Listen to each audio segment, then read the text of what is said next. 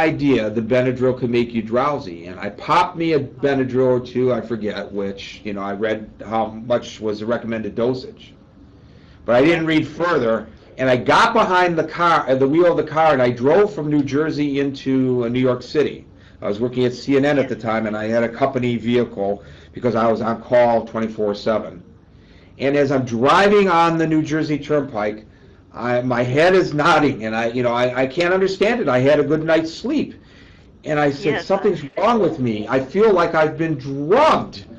I feel like That's somebody has drugged me, and in fact, I had been drugged. Yes. Well, that is one of the side effects of many antihistamines, and that's the reason that it is so important to read the labels and be sure that a person understands the warnings. And also, if there's any question at all about whether it's safe, we do recommend that a patient consult with their doctor, their family doctor or pediatrician, and ask them what they think about it. Now, as you mentioned, Claritin is a over-the-counter antihistamine that is non-drowsy, doesn't make people sleepy, and it has a proven effectiveness against both indoor and outdoor allergies. This time of the year, we're most concerned about the indoor allergies in most parts of the country. We're indoors more, and pet dander and dust mites can be a problem, and people often need antihistamines in the winter as well as in the pollen season. So, I mean, I don't want to pick on any one brand, but since you mentioned Claritin and I mentioned Benadryl, what does Benadryl offer to me that Claritin doesn't? Well, it will in most people cause drowsiness. Now, sometimes in children it causes hyperactivity, exactly the opposite. The child has trouble in concentrating in school because they're Right, right, agitated. but they both profess to do the If same thing, right? They both profess to uh, do the same thing for me. They both have a significant benefit for allergies. If a person wants to go to sleep, like if they want to take something at night, they can take Benadryl. Benadryl is usually formulated to last in the body for 4 to 6 hours. But if someone wants something that won't make them drowsy and that has a 24-hour period of activity, then it would behoove them to take something such as loratadine, the active ingredient in Claritin.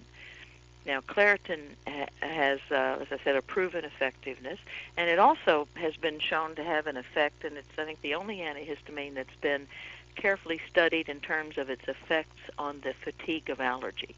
What some people aren't aware of is that, and many patients actually are aware of it, that when their allergies are bad, they feel tired. They can't concentrate just from their allergies. Now, if you just study those patients and in a blinded fashion, meaning the patient doesn't know, the investigators don't know, in a very well done study, and are given Claritin, it reverses those findings, and their ability to concentrate and perform well on tasks and tests that require the ability to think clearly, then the patients who took the Claritin performed as well as non-allergic patients. But people who are allergic will often not function as well during their allergy season. I heard of a large company that gave Claritin to their employees during the allergy season who had complaints, and they saw the performance and attendance go up dramatically. So there's some proven benefits there, whereas if someone has allergies and they take a prescription or non-prescription over-the-counter medication that will cause drowsiness, they just have increased fatigue on top of the fatigue that they may already have from their allergies.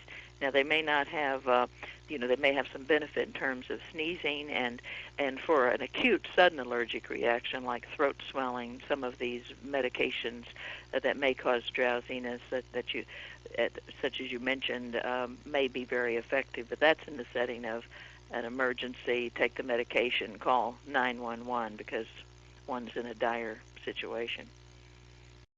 I don't know. I think it's a At least in danger to some take cases. anything that makes you drowsy during the day, and they should be more upfront in the packaging of these over-the-counter medications, because there are a lot of people who can't afford health care, and they're, as I suggested, getting their suggestions about what to take based on what they see on television, and they don't know any better. And to me, it's almost criminal. Our first caller is Bill in Atlanta. Bill, you're up. Welcome to News Talk Online on Paltalk.com.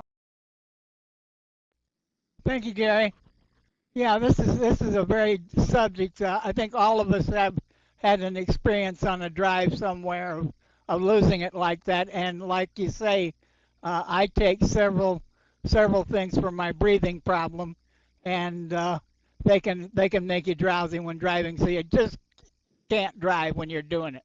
Just can't drive when you're taking them. It's bad That's news. exactly right.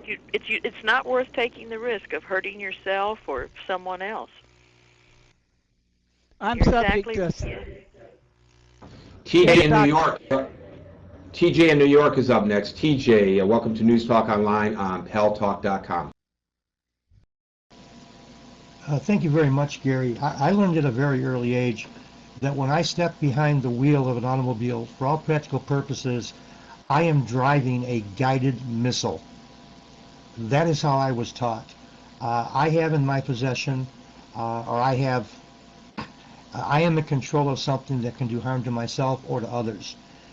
I have never driven while under the influence of any kind of medications whatsoever, because again, I think it's understanding that 2,000 to 4,000 pounds that you are controlling, if you are not in possession of your full capabilities and capacities, you arguably, and many people have been convicted of vehicular homicide, because it has been found they have alcohol in their blood. They have been given medications by their doctors that have told them, do not drink and drive, or do not take this medication if you intend to drive. So there is no such thing as being overly defensive when you're driving. I stop at a four-way stop sign. I am the first one there. I don't move. I don't want to hear this right is right. I'm sorry, ma'am. Please go ahead.